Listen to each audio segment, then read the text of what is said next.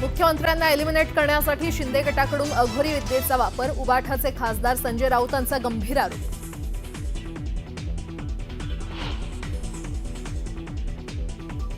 शिंदेंच्या शिवसेनेकडून मनसेसोबत युतीची चर्चा अंतिम टप्प्यात आल्याची सूत्रांची माहिती।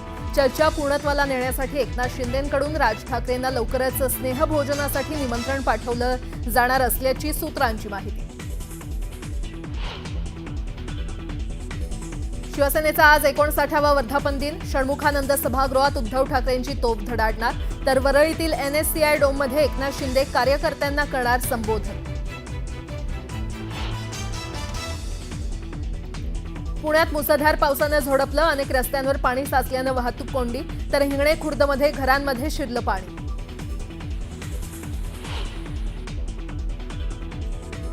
नाशिक शहरासह त्र्यंबकेश्वरमध्ये मुसळधार पाऊस, शहरातील रस्त्यांना नद्यांचं स्वरूप।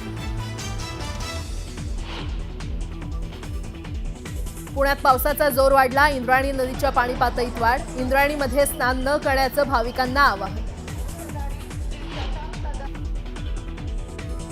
अलिबागला पावसानं झोडपलं, शहरात सखल भागात साचलं पाणी, आज रायगड जिल्ह्याला पावसाचा ऑरेंज अलर्ट।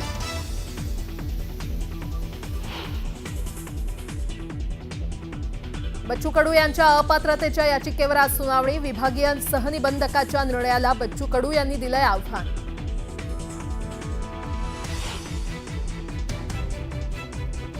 माऊली माऊलीच्या गजरात संत ज्ञानेश्वर माऊलींच्या पालखीचं आज पंढरपूरकडे प्रस्थान, पहाटे मंदिरात नित्यपूजा संपन्न, तर आळंदीत जमला भक्तांचा मेळा।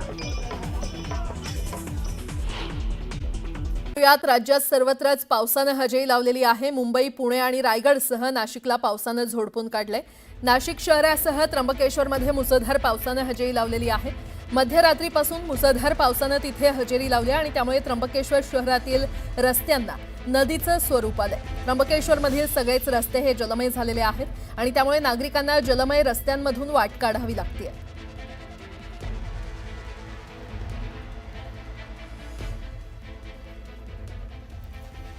आपण पाहतोय मुंबई, पुणे, रायगडसह नाशिकला देखील पावसानं झोडपून काढलेलं आहे। नाशिक शहरासह त्र्यंबकेश्वरमध्ये मुसळधार पावसानं हजेरी लावलेली आहे।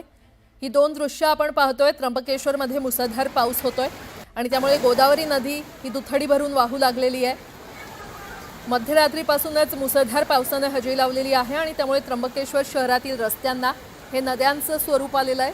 त्र्यंबकेश्वरमधील सगळेच रस्ते हे जलमय झालेले पाहायला मिळत आहेत। नागरिकांना या जलमय रस्त्यांमधून वाट काढावी लागते। सध्या ही नाशिकमधली दोन दृश्य। त्र्यंबकेश्वरमध्ये मुसळधार पाऊस सुरू आहे आणि त्यामुळे रस्त्यांना नदीचं स्वरूप आलंय। मोठ्या प्रमाणात मुसळधार पाऊस नाशिकमध्ये देखील होतोय। आणि आता थेट जाणार आहोत, आमचे प्रतिनिधी लक्ष्मण घाटोळ हे आपल्याला अधिक माहिती देतील। लक्ष्मण, आता सद्यस्थिती काय आहे पावसाची, काय अपडेट? प्राजक्ता, खरं तर काल रात्रीपासून नाशिक शहरासह त्र्यंबकेश्वर आणि भागामध्ये मुसळधार पाऊस पडतोय आणि या मुसळधार पावसामुळे नाशिक शहरातील गोदावरी नदीला पूर आल्याचं आपल्याला पाहायला मिळतं। तर दुसरीकडे मी आता त्र्यंबकेश्वरमध्ये आहे। त्र्यंबकेश्वर शहरातील रस्ते जलमय झालेले आहे। आपण जर खाली बघितलं तर जवळपास गुडघाभर इतकं पाणी त्र्यंबकेश्वरमधील रस्त्यांवरती आपल्याला पाहायला मिळतंय आणि अशा पद्धतीनं हे सगळेच त्र्यंबकेश्वर शहरातील रस्ते जे आहे ते जलमय झालेले आहे। त्र्यंबकेश्वरच्या डोंगर रांगांमधून येणारं हे पाणी अशा पद्धतीनं रस्त्यांवर आल्यामुळे संपूर्णच रस्ते जे आहे ते जलमय झालेले आहे। संपूर्ण त्र्यंबकेश्वर शहरातील रस्त्यांवर देखील गुडघाभर पाणी मोठ्या वेगानं वाहतंय आणि त्यामुळे ज्या पद्धतीनं ओढ्यांना नाल्यांना पाणी येतं त्या स्वरूपाचं पाणी जे आहे या त्र्यंबकेश्वरच्या रस्त्यांवरती आपल्याला पाहायला मिळतं। गावामध्ये मी आता त्र्यंबकेश्वर रस्त्यावरती आहे। पुढे गावामध्ये देखील त्र्यंबकेश्वर शहरातल्या मुख्य रस्त्यांवरती देखील हीच परिस्थिती आपल्याला पाहायला मिळते। काल रात्रीपासून प्राजक्ता मुसळधार पाऊस पडतोय आणि त्यामुळे हे सगळे रस्ते जे आहेत ते जलमय झालेले आहे। पुढील 2 दिवस अशा स्वरूपाचा पाऊस जो आहे तो नाशिक आणि या भागामध्ये कोसळणार असल्यामुळे प्रशासनाने देखील सतर्कतेचा इशारा दिलेला आहे। ही परिस्थिती त्र्यंबकेश्वरमधली आहे, तर दुसरीकडे नाशिक शहरामधील गोदावरी नदी जी आहे ती देखील दुथडी भरून वाहताना पाहायला मिळते। गोदावरी नदीला देखील आज दुपारच्या सुमारास अर्थात 11:30 वाजेनंतर पूर जो आहे तो मोठ्या प्रमाणात आला आहे। त्यामुळे रामकुंड असेल, लक्ष्मण कुंड असेल, सीताकुंड असेल, त्याबरोबर गांधी तलाव असेल त्यावर पाणी वाहते आणि गोदाकाठची मंदिरं जी आहे ती देखील पाण्याखाली आलेली आहे। जी परिस्थिती या त्र्यंबकेश्वर रस्त्यांवरती आपल्याला पाहायला मिळते तीच परिस्थिती त्र्यंबकेश्वर शहरामधील सगळ्याच रस्त्यांवरती पाहायला मिळते। ठीक आहे लक्ष्मण, वेळोवेळी तुमच्याकडून अपडेट घेत राहू। तुर्तास धन्यवाद या सविस्तर माहितीसाठी। तिकडे पुण्याला देखील मुसळधार पावसानं झोडपून काढलंय आणि या पावसामुळे अनेक रस्त्यांवर पाणी साचल्यानं वाहतूक कोंडी झालेली आहे। हिंगणे खुर्दमधील घरांमध्ये पाणी शिरलंय तर रस्त्यांवर पाणी साचल्यानं वाहतूक कोंडीचं चित्र पाहायला मिळतंय। सध्या ही पुण्यातली दोन दृश्य, पुण्यात रस्त्यावर पाणीच पाणी झालं असल्याचं पाहायला मिळतंय आणि पाणी साचल्यानं रस्त्यांवर वाहतूक कोंडी झालेली आहे आणि नागरिकांना मनस्ताप सहन करावा लागतोय। थेट जाणार आहोत पुण्यामध्ये, आमचे प्रतिनिधी अभिजित पोते सध्या आपल्यासोबत जोडले गेलेले आहेत। अभिजित, पुण्यामध्ये देखील जोरदार पाऊस मध्यरात्रीपासून होतोय, सद्यस्थिती काय आहे? प्राजक्ता, काल रात्रीपासून पुणे शहरासह पुणे जिल्ह्यात मुसळधार पाऊस जो आहे तो सुरुवात झालेली आहे। मुसळधार पावसाने जे आहे ते पुण्यातल्या अनेक रस्त्यांवर आता पाणी साचायला सुरुवात झालेलं आहे आणि खरं तर खडकवासला धरण साखळी क्षेत्रात देखील काल रात्रीपासून पाऊस आहे। मी सध्या भिडे पुलावरती आहे। पुणेकरांचा जो भिडे पूल दरवर्षी खरं तर उत्सुकता असते की हा भिडे पूल पाण्याखाली कधी जातो आणि आता आपण ही दृश्य भिडे पुलाची पाहतोय की भिडे पुलाचा जो काठ आहे त्या काठाला पाणी लागलेलं आहे। खडकवासला धरण साखळी क्षेत्रात काल रात्रीपासून जो पाऊस सुरू आहे त्यामुळे पाणी साठ्यात मोठी वाढ जी आहे ते खडकवासला धरण साखळी क्षेत्रातल्या चारही धरणात झालेली आहे आणि दुपारी 1 वाजता 2000 क्युसेक पाण्याचा विसर्ग खडकवासला धरणातून पुणे शहराच्या मुळामुठा नदीत करण्यात येणार आहे। हा पाण्याचा प्रवाह जो आहे तो वाढलेला पाहतोय आपण। नदीपात्रात सध्या तरी वाहतूक सुरळीत सुरू आहे, पण जर पाण्याचा विसर्ग मोठ्या प्रमाणात झाला, कारण ह्या पाण्याचा प्रवाह तुम्ही पाहता ही मुळा आणि मुठा नदीचं जे पात्र आहे ते तुडुंब भरताना वाहून भरताना पाहायला मिळते। अगदी थोड्या वेळापूर्वी इथं एक सायरन सुद्धा वाजवलेला आहे, कारण प्रशासनाकडून सांगण्यात आलं होतं की जर खडकवासला धरणातून धरण साखळी क्षेत्रातून पाण्याचा विसर्ग मुठा नदीमध्ये होत असेल तर एक अलर्ट सायरन पुणेकरांना किंवा नागरिकांना ऐकवलं जाईल। त्या सायरनचा गजर देखील थोड्या वेळापूर्वी या भिडे पुलावरती झालेला पाहायला मिळतोय। 2000 क्युसेक पाणी जो आहे तो पाण्याचा विसर्ग खरं तर थोड्या वेळात भिडे पुलावरून करण्यात येणार आहे, पण सध्याची जी परिस्थिती आहे कोथरूड असेल, हिंगणे असेल, सिंहगड रोड असेल, वारजी असेल, स्वारगेट असेल, या सगळ्या परिसरांमध्ये मोठ्या प्रमाणात पाणी जे आहे ते साचायला सुरुवात झालेली आहे। रस्त्यावरती पाणी यायला सुरुवात झालेली आहे आणि त्याचा फटका पुण्यातल्या वाहतूक कोंडीला बसताना पाहायला मिळतं, कारण शहरातील अनेक ठिकाणी वाहतूक कोंडी झाली आहे। सोसायट्यांच्या पार्किंगमध्ये खरं तर पाणी यायला सुरुवात झालेली आहे। प्राजक्ता, पावसाचा ऑरेंज अलर्ट पुणे शहरासह पुणे जिल्ह्याला आणि घाटमाथ्याचा जो परिसर आहे, मावळ असेल, लोणावळा असेल किंवा दुसरा खडकवासला धरण साखळी क्षेत्रातला जो परिसर आहे, आज ऑरेंज अलर्ट पुणे जिल्ह्याला पुणे वेधशाळेकडून देण्यात आलेला आहे आणि त्या अनुषंगाने आज पहाटेपासून मुसळधार पाऊस जो आहे तो या सगळ्या पुणे शहरामध्ये पडताना पाहायला मिळतं आणि त्याच पार्श्वभूमीवर मागच्या वर्षी खडकवासला धरणातून जेव्हा पाणी सोडण्यात आलं होतं तेव्हा सिंहगड रोड परिसरातील एकता नगरी असेल किंवा निम्मज नगर सोसायटी असेल त्या सोसायट्यांच्या घरांमध्ये पाणी शिरलं होतं आणि आता पुरेसा जी काळजी आहे ते पुणे महापालिकेकडून घेतली गेलेली आहे, कारण सायरनची जी सिस्टीम आहे ती प्रणाली अपडेट करण्यात आलेली आहे आणि थोड्याच वेळात या मुळामुठा नदीच्या पात्रात खडकवासला धरणातून 2000 क्युसेक पाण्याचा विसर्ग करण्यात येणार आहे। खरं तर 25% अधिक धरण जो आहे ते भरलेलं आहे। आज सकाळी देखील आपण पाहिलं होतं की पाऊस सतत या खडकवासला धरण साखळी क्षेत्रात पडतोय आणि त्यामुळं जे आहे ते 2000 क्युसेक पाण्याचा विसर्ग करण्यात येणार आहे। ही सगळी दृश्य तुम्ही नदीपात्रातली पाहताय। जो मुळामुठा नदीचा पात्र आहे ते पाण्यानं भरून वाहताना पाहायला मिळते। खरं तर भिडे पुलावर देखील काम जे आहे ते दुरुस्तीचं सुरू आहे, त्यामुळं भिडे पुलाची वाहतूक जी आहे ती ऑलरेडी बंद आहे। पण आता जर पाण्याचा प्रवाह वाढला, पाऊस जर असा सुरू राहिला तर ज्या नदीपात्रामध्ये जो नदीपात्र आहे जो डेक्कन परिसराला इतर शहरापासून जोडतो तो नदीपात्र देखील वाहतुकीसाठी बंद करण्यात येण्याची शक्यता आहे। पण सध्याची जी परिस्थिती आहे, रिमझिम पाऊस अजून देखील पुणे शहरात सुरू असलेला पाहायला मिळतोय आणि आज दिवसभर पुणे शहरात असाच पाऊस असेल। ऑरेंज अलर्ट पुणे शहराला जो आहे तो पुणे वेधशाळेकडून दिलाय। आता या अचानक आलेल्या पावसानं पुणेकरांची मात्र मोठ्या प्रमाणात तारांबळ उडालेली पाहायला मिळते। ठीक आहे अभिजित, अपडेट घेत राहू। तुर्तास धन्यवाद। दरम्यान पुण्यातील कोथरूड परिसरात देखील जोरदार पावसाने हजेरी लावलेली आहे। कोथरूड परिसरातील सोसायटीमध्ये पाणी साचलंय। सोसायटीमधील पार्किंगमध्ये हे पाणी साचलेलं पाहायला मिळतंय। पुण्यातल्या कोथरूड परिसरातली ही दृश्य आहेत। सोसायटीमध्ये हे पावसाचं पाणी शिरलेलं आहे। कोथरूड परिसरात जोरदार पाऊस झालाय।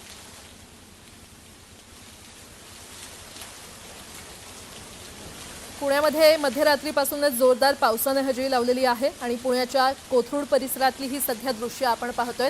एका इमारतीच्या परिसरात संपूर्ण पाणी शिरलेलं आहे, कारण कोथरूड परिसरात देखील मध्यरात्रीपासूनच जोरदार पावसाने सुरुवात केलेली आहे।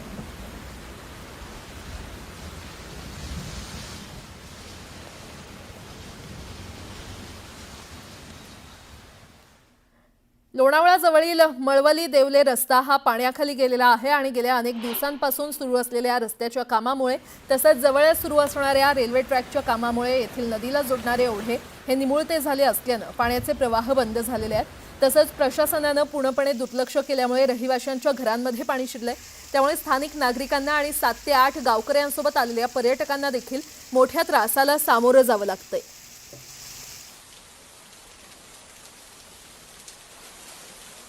तिकडे रायगड जिल्ह्याला मुसळधार पावसानं झोडपून काढलंय। खोपोली वाकणे रोडवर पुराचं पाणी आल्यानं वाहतूक ठप्प झाली आहे। अंबा नदीचं पाणी आल्यानं वाहतूक ठप्प झालेली आहे आणि पाली पुलाजवळ पोलीस बंदोबस्त लावण्यात आलाय।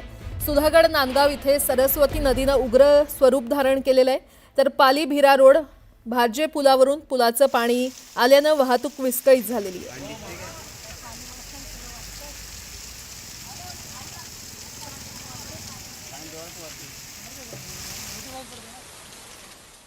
रायगड जिल्ह्याला हवामान खात्यानं रेड अलर्ट जारी केलेला आहे आणि त्यामुळे रायगड जिल्हा प्रशासन सतर्क झालंय। रायगड जिल्ह्यातील शाळा कॉलेजेसला सुट्टी देण्यात आलेली आहे। रायगडमध्ये नद्यांच्या पातळीत वाढ झाली आहे आणि त्यामुळे रायगड जिल्ह्यामध्ये प्रशासनानं सतर्क राहण्याचे आदेश दिले।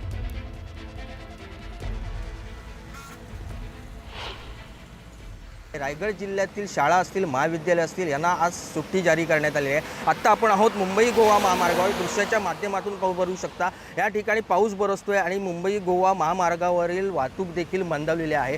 तर दुसऱ्या बाजूला आपण पाहिलं तर या साईडला आपल्याला सावित्री नदी आहे आणि या सावित्री नदी जी आहे ती दुतडी भरून वाहत आहे।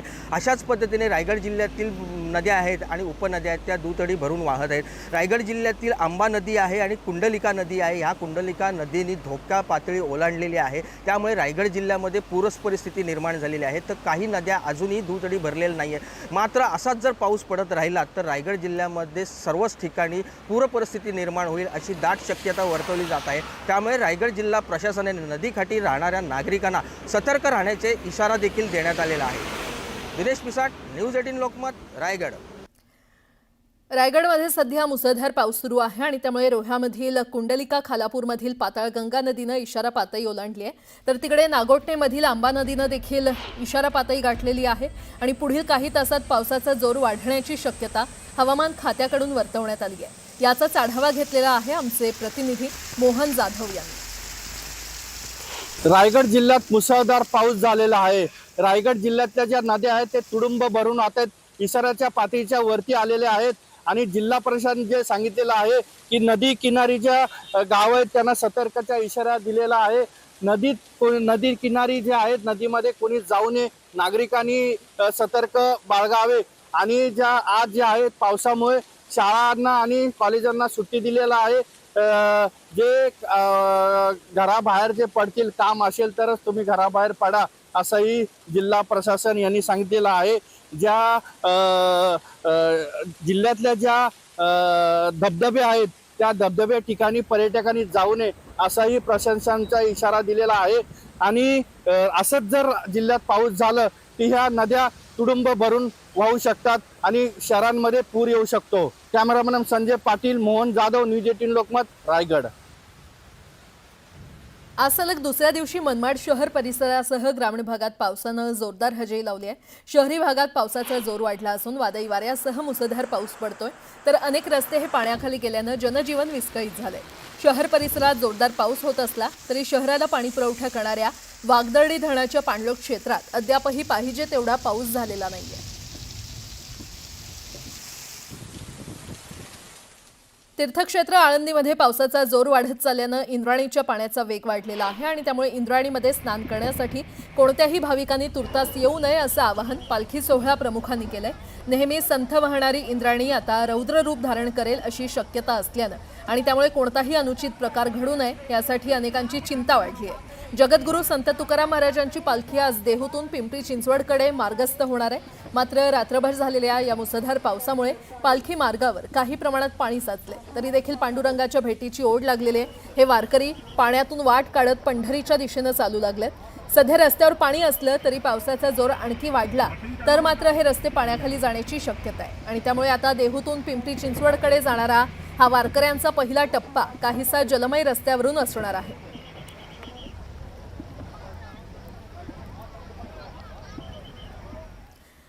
रत्नागिरी जिल्ह्यातील दापोली तालुक्यात मुसळधार पावसानं हाहाकार माजवलाय। 5 पंढरी गावातील 30 कुटुंबांना प्रशासनानं स्थलांतरित केलं असून अजून 40 कुटुंबाचं स्थलांतर आज करण्यात येणार आहे। हवामान खात्यानं दिलेल्या पावसाच्या इशाऱ्यामुळे आपत्ती व्यवस्थापन यंत्रणा सतर्क झाली आहे। दरड प्रवण क्षेत्रातील नागरिकांना खबरदारीचा उपाय म्हणून घर सोडण्याच्या सूचना देण्यात आलेल्या आहेत। दरम्यान काही नागरिक घरातच राहण्याचा हट्ट धरत असल्याची माहिती समोर येते।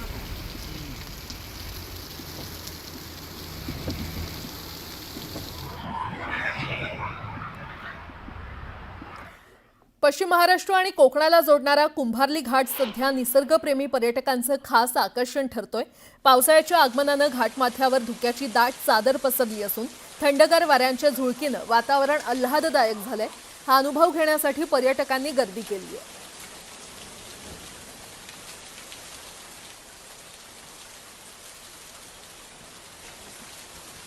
सततच्या मुसळधार पावसामुळे संगमेश्वर तालुक्यात भूस्खलन झाले।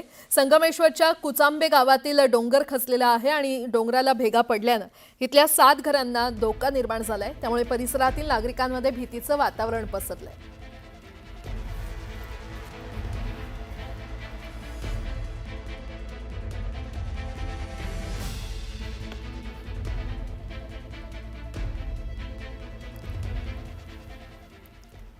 मुसळधार पावसामुळे जळगावात फळबागांचं मोठं नुकसान झालेलं आहे। जळगाव जिल्ह्यातील 225 गावात 4000 हेक्टरवरील फळबागा भुईसपाट झाल्यात तर गेल्या 3 महिन्यात 27,661 शेतकऱ्यांचं नुकसान झालं असून नुकसानीचा सर्वाधिक फटका हा केळी बागांना बसलाय तर 1900 हेक्टरवरील केळी बागा उद्ध्वस्त झाल्या।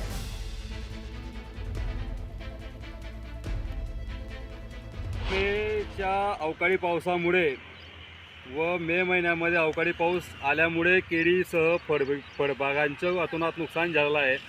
या फळबागांच्या नुकसानीचे पंचनामे अजूनही प्रशासनाने पूर्ण केलेले नाहीत किंवा संबंधित विमा कंपनीने अजूनही पंचनामे पूर्ण केलेले नाहीत। नुकसान झालेल्या फळबागांच्या क्षेत्राचे पंचनामे लवकरात लवकर करून शेतकऱ्यांना नुकसान भरपाईसाठी मदत मिळावी यासाठी शासनाने लवकरात लवकर उपाय करावा। मे महिन्यात पडलेल्या पावसामुळे वाशिम जिल्ह्यात संत्र्याला मोठा फटका बसलाय। संत्र्याचा मृगबहार पूर्णतः नष्ट झाल्यानं शेतकऱ्यांचं मोठं आर्थिक नुकसान झालंय।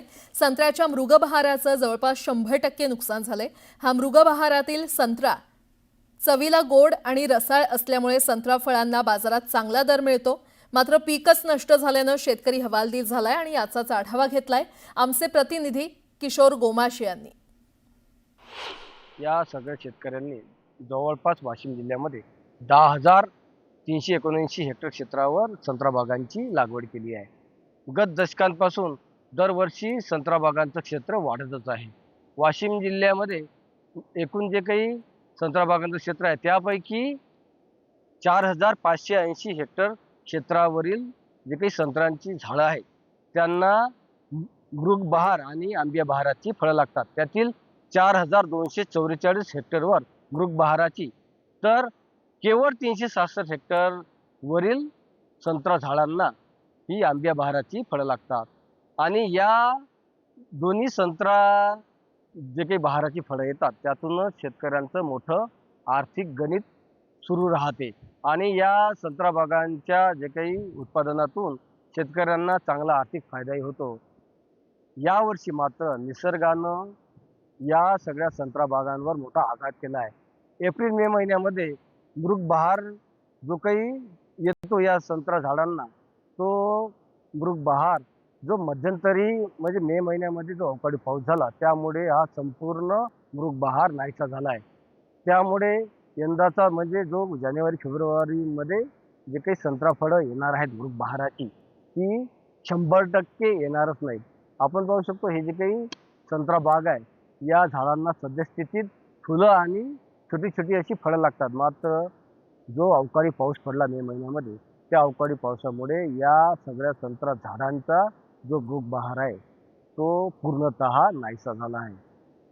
या मृगबहार नाहीसा झाल्यामुळे शेतकऱ्यांना जो काही या बागांवर केलेला खर्च आहे शेतकऱ्यांचा तोही निघणार नाही. मोठ्या प्रमाणात शेतकरी या संत्रा बागा जोपासण्यासाठी खर्च करतात. मात्र यंदा यावर्षी जानेवारी फेब्रुवारीमध्ये या झाडांपासून जो काही चांगलं उत्पादन मिळणार होतं मृगबहाराच्या संत्र्याचं ते या शेतकऱ्यांना मिळणार नाही. मृगबहाराच्या संत्रा फळांना बाजारात मोठी मागणी असते कारण हे रसाळ आणि चविष्ट गोड असतात. मात्र यावर्षी वाशिम जिल्ह्यामध्ये या संत्रा बागांमधून कोणतेही उत्पादन येणार नाही. त्यामुळे शेतकरी हवालदिल झाला असून त्यांचं मोठ्या प्रमाणात आर्थिक नुकसान झालं. किशोर गोमाशे, न्यूज 18 लोकमत, वाशिम.